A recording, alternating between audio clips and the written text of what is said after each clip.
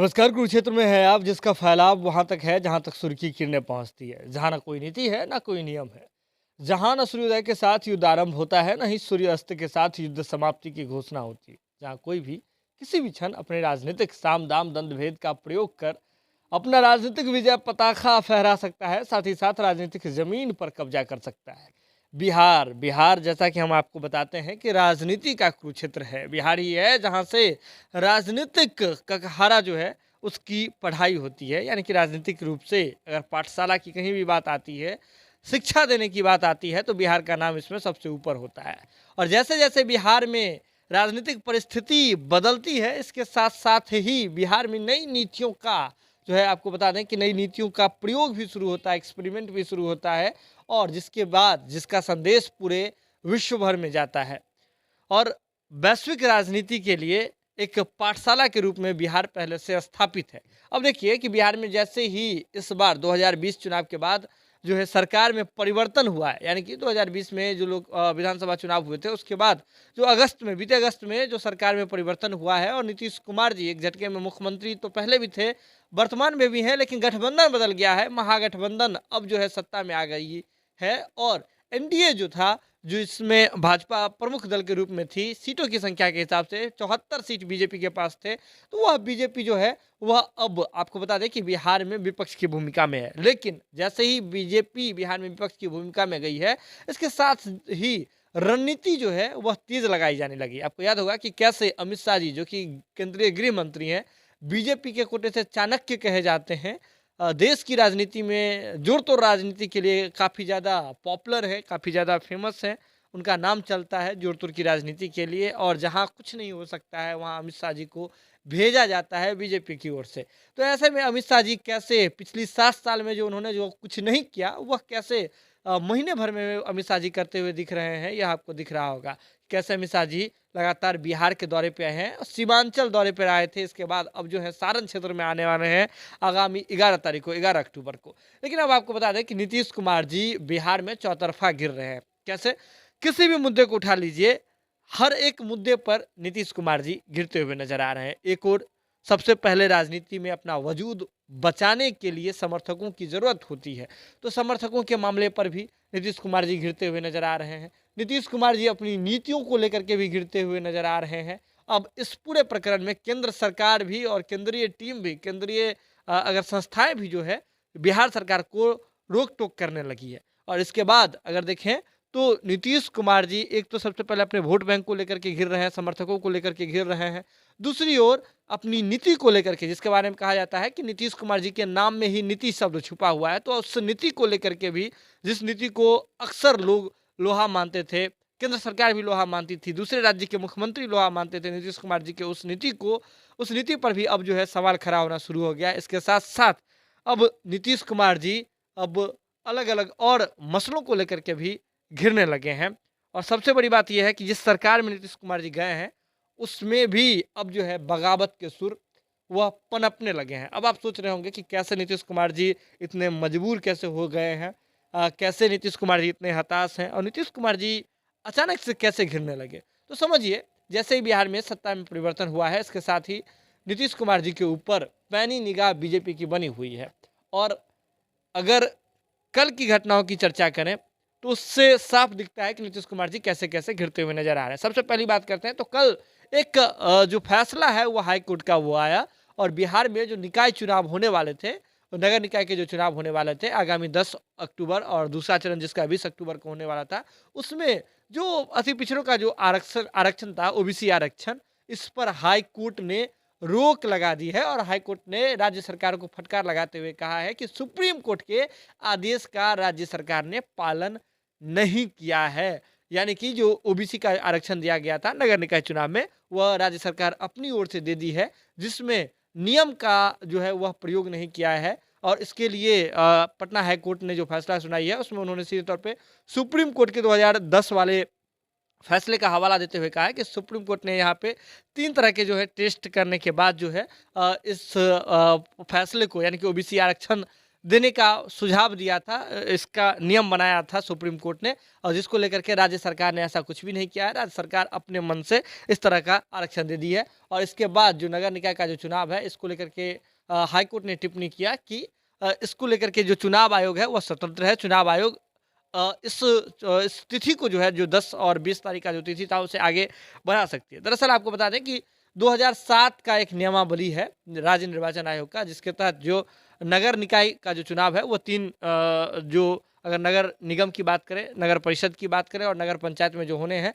और इसी को लेकर के ये पूरा मामला अटका हुआ है। तो ऐसे में मामला कहाँ फंसा है ये आपको बताते हैं। जैसा ही हाईकोर्ट की ओर से इस तरह का फैसला आता है, तो उपेंद्र कुशवाहा जी, जो अक्सर कॉलेजियल सिस्टम, जो न्याय व्यवस्था में, जो भारतीय न्याय व्यवस्था में कॉलेजियल सिस्टम है, जिसकी वो अक्सर चर्चा करते रहते हैं। आपको याद होगा कि उपेंद्र कुशवाहा जी जब अपनी पार्टी रालोसपा में भी थे, उस समय भी इस पर वो कड़ा रुख अपनाते थे शिक्षा विभाग में। साथ ही साथ जो कॉलेजियल सिस्टम इसमें जो लगा है, न्याय व्यवस्था में, भारतीय न्याय प्रणाली में लगी हुई है, तो इसको लेकर के वो हमेशा मुखर रहते थे। तो जैसे ही हाईकोर्ट की ओर से ये आदेश आया, तो इस आदेश को जो है आपको उन्होंने शर्मनाक बताया उपेंद्र कुशवाहा जी ने। और उपेंद्र कुशवाहा जी जो वर्तमान में जदयू के संसदीय बोर्ड के अध्यक्ष हैं, राष्ट्रीय संसदीय बोर्ड के अध्यक्ष हैं, उन्होंने कहा कि यह न्याय संगत नहीं है। और इसके साथ ही उन्होंने ये कहा कि यह आरक्षण को खत्म करने की एक सोची समझी साजिश है। और उन्होंने कहा कि इस पूरे प्रकरण के लिए बीजेपी जिम्मेदार है और केंद्र सरकार की ये कूटनीति है। उपेंद्र कुशवाहा जी की माने तो केंद्र सरकार की कूटनीति के कारण ऐसा हो रहा है, और इसके खिलाफ जदयू जो है महाअभियान निकालेगी, महाअभियान करेगी। जदयू जो है धरना प्रदर्शन करेगी और इस पर चुप नहीं रहेगी। बस उपेंद्र कुशवाहा जी ने सबसे पहले अपना जुबान खोला, जिसके बाद बीजेपी को मौका मिल गया और बीजेपी ने सीधे तौर पे इस पूरे प्रकरण पर उपेंद्र कुशवाहा के साथ साथ बिहार के मुखिया नीतीश कुमार जी को घेरते हुए कहा कि नीतीश कुमार जी अपने मन से काम करते हैं और इसी के कारण ऐसा सब कुछ हुआ है। नीतीश कुमार जी जो है वे सुप्रीम कोर्ट के आदेश को नहीं मानते हैं, कहीं के आदेश को नहीं मानते हैं, और नीतीश कुमार जी एक रणनीति के तहत वे खुद जो है अति पिछड़ा के विरोधी हैं। उन्होंने आयोग का गठन नहीं किया, सरकार में रहते हुए उन्होंने आयोग का गठन नहीं किया, और इस तरह की चीज़ों को लेकर के बीजेपी ने घेरा। इसके बाद आपको बता दें कि सम्राट चौधरी जो कुशवाहा जाति से ही आते हैं, बीजेपी के नेता हैं, और सम्राट चौधरी ने उपेंद्र कुशवाहा जी के जैसे ही इस तरह का बयान आया, इसके बाद उन्होंने जवाब देते हुए नीतीश कुमार जी को, आपको बता दें कि अति पिछड़ा समाज के लिए महिषासुर की भूमिका वाला नेता भी कह दिया। मतलब समझिए कहाँ तक जा रही है बिहार की राजनीति, किस तरह के शब्दों का प्रयोग हो रहा है। लेकिन इसके बाद जदयू की ओर से और उपेंद्र कुशवाहा जी की ओर से एक बयान आता है, जिसमें कहा जाता है कि यह जो है एनडीए सरकार में जो नगर विकास विभाग जो है वह बीजेपी के ही हाथों में था, और इसी के लिए हम हमेशा से कहते रहे हैं, इसी के लिए जातीय जनगणना की जरूरत है।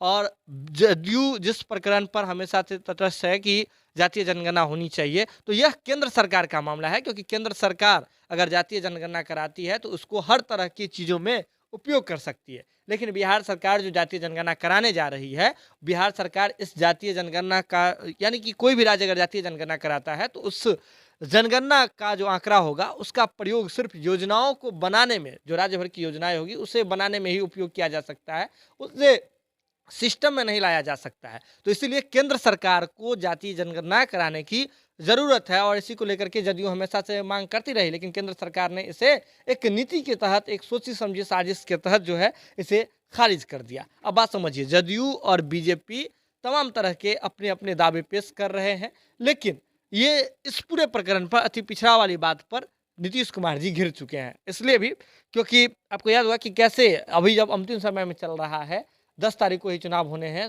तमाम तरह का तैयारी हो चुका था, इन्वेस्टमेंट आप समझ रहे होंगे कि चुनाव में कितना होता है, वो सब कुछ हो चुका था।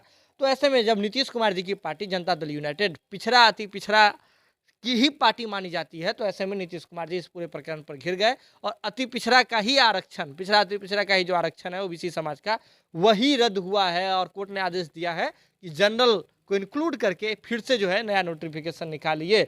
चुनाव आयोग को इस तरह का आदेश दिया गया। बात समझ रहे होंगे आप कि नीतीश कुमार जी जिस वोट बैंक की राजनीति करते हैं, जिस समाज की राजनीति करते हैं, जिसके लिए उनकी पार्टी जानी जाती है, तो उस पर कहीं ना कहीं एक बड़ा प्रहार हो गया है, और नीतीश कुमार जी अपने समर्थकों से ही खिसकते हुए नजर आ रहे हैं। दूसरा अगर सबसे बड़ी बात देखें तो नीतीश कुमार जी जिस नीति के लिए अक्सर चर्चा में रहते हैं वह है शराबबंदी। 2016 अप्रैल 2016 में नीतीश कुमार जी शराबबंदी को लेकर के आए, और इसके खिलाफ उन्होंने जो है, आपको बता दें कि पूरे राज्य भर में जो है आपको महाअभियान चलाया, शराबबंदी को लेकर के कितना आपको प्रचार प्रसार किया गया, मानव श्रृंखला बनाया गया। इसके बाद समय समय पर जो है शराबबंदी की नीतियों में कितना बार संशोधन हुआ है। लेकिन अब केंद्रीय जो टीम है, इसके बाद अगर बात करें तो केंद्रीय कई संस्थाएं हैं, उन्होंने शराबबंदी पर अब टीका टिप्पणी करना शुरू कर दी है। सबसे पहले बात करते हैं आईआरसीटीसी घोटाला। आपको याद होगा आईआरसीटीसी घोटाला की कितनी चर्चा हो रही है बिहार में। तो आईआरसीटीसी जो है इस शराबबंदी पर उन्होंने कमेंट किया है। सीटीसी जो आपको बता दें कि रेलवे का जो पूरा है और पूरे टूरिज्म के लिए जो है जानी जाती है। तो आईआरसीटीसी ने इस पूरे प्रकरण पर कहते हुए, सवाल उठाते हुए कहा है कि जिस प्रकार से हम लोगों के लिए पानी जरूरी है, उसी प्रकार से विदेशियों के लिए शराब का सेवन जो है वो अति आवश्यक है। तो बिहार में जो है अब रेल चलाने में घाटा हो रहा है, क्योंकि टूरिस्ट जो है वह बिहार में आने से अब कतरा रहे हैं। हालांकि बिहार सरकार यह कहती रही है कि शराबबंदी से किसी भी तरह का कोई प्रभाव बिहार के टूरिज्म पर नहीं पड़ा है, लेकिन आईआरसीटीसी का जो आंकड़ा है वह कुछ और बता रहा है। इस बात को मानने के लिए आईआरसीटीसी तैयार नहीं है। वह कह रहा है कि जो बिहार के कई ऐसे जो क्षेत्र हैं, चाहे राजगीर की बात कर लीजिए, पावापुरी की बात कर लीजिए, बोधगया की बात कर लीजिए, वैशाली की बात कीजिए, जहाँ टूरिस्ट आते हैं, तो ऐसे में उनकी जो ज़रूरत होती है शराब की वह पूरी नहीं होती है। तो ऐसे में वे वहाँ आने से अब कतरा रहे हैं। तो रेलवे को और पूरे टूरिज्म को घाटा हो रहा है। तो सरकार कम से कम नहीं कुछ तो विदेशियों के लिए अलाउ करे। अब समझिए, शराबबंदी वाले मसले पर अक्सर नीतीश कुमार से अलग अलग मांग होती रहती है। कई पार्टियां मांग करती है, कई जगह फजीहत हो जाती है। और बिहार में शराब, आप समझिए, शराबबंदी के बाद एक पैरेलल एक इकोनॉमी, ब्लैक मार्केट एक खड़ा हो गया है। यह बात किसी से छिपी हुई नहीं है। ये इस बात से भी आप जो है वह इस बात को झुटला नहीं सकते हैं कि बिहार में कितना नशा का जो है वो सेवन बढ़ गया है, अलग अलग तरह के नशा आ गए हैं। तो ऐसे में अब आईआरसीटीसी जो एक केंद्रीय संस्था है, उन्होंने भी इस तरह की मांग कर दी है। शराबबंदी वाले नीति को लेकर के नीतीश कुमार जी को इधर घेर लिया है। बात समझिए, नीतीश कुमार जी एक और जातीय वाले मामले को लेकर के घिर रहे थे। जिस समाज की राजनीति कर रहे हैं उस समाज को लेकर के घिर रहे हैं। दूसरी ओर अगर देखें तो वह आईआरसीटीसी या और अपनी नीति को लेकर के घिर रहे हैं नीतीश कुमार जी। और तीसरी ओर अगर बात करें तो नीतीश कुमार जी अब अपने गठबंधन के नेताओं से ही घिरना शुरू हो गए हैं। कैसे? तो आपको याद होगा कि नीतीश कुमार जी ने इस्तीफा लिया था एक दो दिन पहले ही। सुधाकर सिंह जी बिहार सरकार में कृषि मंत्री थे। चावल घोटाले का उन पर आरोप था। पहले 50 लाख रुपए के मुचलका पर पहले रिहा हो चुके थे, और जब से मंत्री बने थे तब से बीजेपी घेर रही थी। और ऐसे में उनका ये बयान कि पूरे जो है उनका जो डिपार्टमेंट है वह चोर है, सब जगह चोर बैठे हैं और वे चोरों के सरदार हैं। इसका बीजेपी ने जम करके नीतीश कुमार जी को घेरा था कि जब मंत्री कह रहे हैं कि वे चोरों के सरदार हैं तो मुख्यमंत्री क्या हुए, इसको लेकर के उन्होंने घेरा था। इसके बाद आपको याद होगा कि कैसे जो है नीतीश कुमार जी उन्हें बुलाते हैं, सुधाकर सिंह जी को जवाब देने के लिए कहते हैं। सुधाकर सिंह जी, याद रखिए, जगदानंद सिंह जी के पुत्र हैं। राजद में जगदानंद सिंह जी राजद के प्रदेश अध्यक्ष हैं। लालू प्रसाद यादव के कितने करीबी हैं यह कहने की बात नहीं है। लेकिन सुधाकर सिंह जी से जो जवाब मांगा जाता है, नीतीश कुमार जी जो जवाब मांगते हैं, तो वे उनका जवाब जो है वो अनुकूल नहीं देते हैं, नीतीश कुमार जी के अनुकूल नहीं देते हैं। और उस मंत्रिपरिषद के बैठक से निकल करके बाहर आ जाते हैं। जिसके बाद नीतीश कुमार जी भी इस पूरे प्रकरण पर कैसे जवाब देते हैं, टालमटोल करते हुए नजर आते हैं, आपको दिखा होगा। लेकिन अंततः यह हुआ कि तेजस्वी यादव जी, जैसा कि हम आपसे चर्चा कर रहे थे कि एक बलिदान दिया गया है तेजस्वी यादव जी की ओर से सुधाकर सिंह जी के रूप में मुख्यमंत्री पद के लिए। लेकिन सुधाकर सिंह जी जैसे ही अब इस्तीफा देते हैं, और टेक्निकली बात समझिए, इस्तीफा देना रहता है मुख्यमंत्री को, लेकिन कितना जो है सब कुछ दिखाते हुए वे उप मुख्यमंत्री तेजस्वी यादव के पास इस्तीफा देते हैं। नीतीश कुमार जी मुख्यमंत्री के पास इस्तीफा नहीं देते हैं। उसके बाद सुधाकर सिंह जी, जब उनका इस्तीफा स्वीकार कर लिया गया है, जब मुक्त हो गए हैं, तब उन्होंने एक बयान दिया है। और बयान जो है वह हड़कंप मचाने वाला है। आपको बता दें कि बयान में उन्होंने सीधे तौर पर कहा है कि हम जो है वह सटीक नहीं बैठ रहे थे इस सिस्टम में, और हम जो विरोध कर रहे थे, हम सिस्टम सुधारने के लिए आए थे, अपने ही विभाग के खिलाफ अपनी बात कर रहे थे, तो इसलिए कई लोगों की आंखों में चुभ रहे थे और इसलिए इस तरह की बातें हुई है। मतलब बात समझिए, बगावत जो है वो सब वह अब सक्रिय हो गया है महागठबंधन में, और यह कहीं ना कहीं महंगा पड़ने वाला है महागठबंधन सरकार को। कुल मिलाकर समझिए, नीतीश कुमार जी चौतरफा घिर रहे हैं। शराब जैसी नीतियों को लेकर के, शराबबंदी जैसी नीतियों को लेकर के नीतीश कुमार जी अब फिलहाल अपनी नीतियों को लेकर के अपने समर्थकों, अपने जातिगत परंपरागत जो वोट बैंक है उसमें उसके योजनाओं को लेकर के, उसके लिए जो है एक नीति तैयार करने को लेकर के, और तीसरी ओर जो इंटरनल बगावत जो शुरू हुआ है वह कहीं न कहीं सरकार को अस्थिर कर सकता है और बीजेपी भी चाह रही है। इसमें बीजेपी की कितना भूमिका है, इस बात से जो है वो ये कहा नहीं जा सकता। आपको कितना लगता है कि इस पूरे प्रकरण में बीजेपी कितना भूमिका निभा रही है? बीजेपी इसमें बीजेपी का कितना हाथ है सरकार को अस्थिरता प्रदान करने में? ये आप हमें बता सकते हैं। कमेंट का सेशन लगातार खुला हुआ है। लेकिन जगह रहिए, जागृत रहिए, क्योंकि ये कुरुक्षेत्र है। देखिए ना कितना तेज़ी से बदल रहा है। एक दिन में कितने अलग-अलग ओर से, अलग-अलग दिशाओं से प्रहार किया जा रहा है, जिसमें ऐसा लगता है कि इस कुरुक्षेत्र में ही जो है सबको बाँध करके रख दिया जाएगा, पैक करके रख दिया जाएगा। लेकिन नीतीश कुमार जी कैसे इन तमाम चीज़ों से निकलते हैं या फिर नहीं निकल पाते हैं, ये आने वाले समय में पता चलेगा। लेकिन आप जुड़े रहिए हमारे साथ, जनता टॉकीज़ के साथ जुड़े रहिए। जो भी अपडेट होगा हम आपसे शीघ्र ही साझा करेंगे। बहुत-बहुत धन्यवाद।